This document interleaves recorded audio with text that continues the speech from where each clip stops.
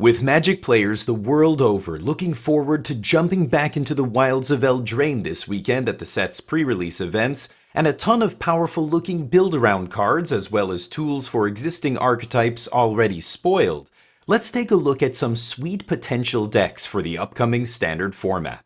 Starting with a bang, our first deck is Tortoise Combo, a deck revolving around the new Blossoming Tortoise and its unique ability to actually reduce activated abilities to 0, as opposed to similar cards like Training Grounds. Therefore, the Tortoise allows a card like Draconic Destiny to activate infinitely, as long as the creature which it enchants is a land. This should be a relatively easy hoop to jump through by utilizing cards like Brave the Wilds and Llanowar Loamspeaker, in addition to creature lands like Mishra's Foundry and the new cycle arriving in Wilds of Eldraine. We also have the ability to dig to our combo pieces with spells like Cathartic Pyre and Seed of Hope, while protecting it with instants like Tivar's Stand or the excellent new Wilds of Eldraine trick, Royal Treatment. The deck will obviously need to be red and green based for the Tortoise and the Destiny, but perhaps branching into blue for cheap counter magic and Restless Spire may be worth exploring. Next up, Jund Midrange, a deck that sank to the bottom of the competitive tier ladder shortly after bursting onto the scene when Streets of New Capenna landed, may have new life after picking up several powerful new tools in Wilds of Eldraine. Mosswood Dread Knight is a card many players have been buzzing about since it was spoiled, and it truly shines here alongside Questing Druid, another efficiently costed creature sporting baked-in card advantage. We see additional card advantage in the potent Glissa Sunslayer at 3 mana and Decadent Dragon on 4, and if you're playing black mana in Standard, you should never leave home without a Shouldered the Apocalypse, or 4.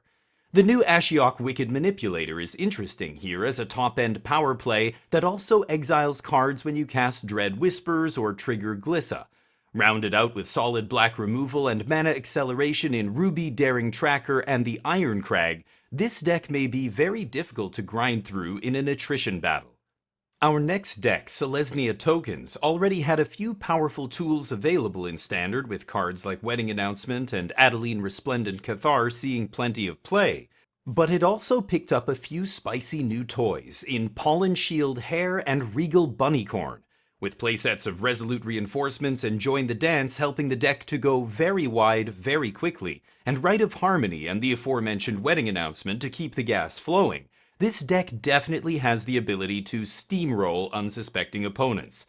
That said, this deck will be vulnerable to board sweepers like Sunfall and Farewell, so pilots must always be careful about playing into one.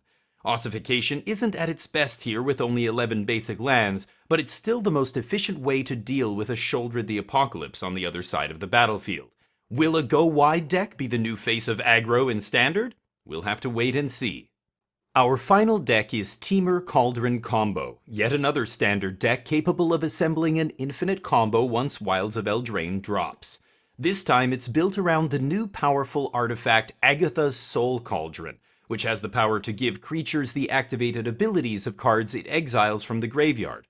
The combo revolves around playing either a creature with an activated ability which untaps itself, like Sleep Cursed Fairy or Depth Charge Colossus, or a creature that taps for mana equal to its power, like Kami of Whispered Hopes or Cradle Clearcutter, then using Agatha's Soul Cauldron to bestow whichever ability of the two the creature is missing.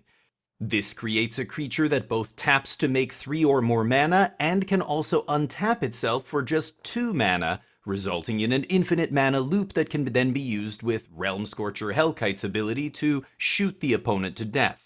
Utilizing Cauldron, these abilities can either all be stacked onto the same creature or any number of different creatures. The result is the same. Fallaci Archaeologist provides an early body as well as a cheap way to get the combo pieces into the graveyard where Cauldron can use them, in addition to finding the invigorating Hot Spring, which not only puts +1/+1 counters on a fresh creature to give it all the Cauldron abilities, but also gives all your creatures haste, speeding up the combo by a turn. A deck that obviously needs tuning, the Agatha's Soul Cauldron combo decks have a lot of potential, and will almost certainly be something players try and break in the first few weeks of this new 9-set Standard format. Which new decks or individual cards do you think will break the format open? Let us know in the comments below.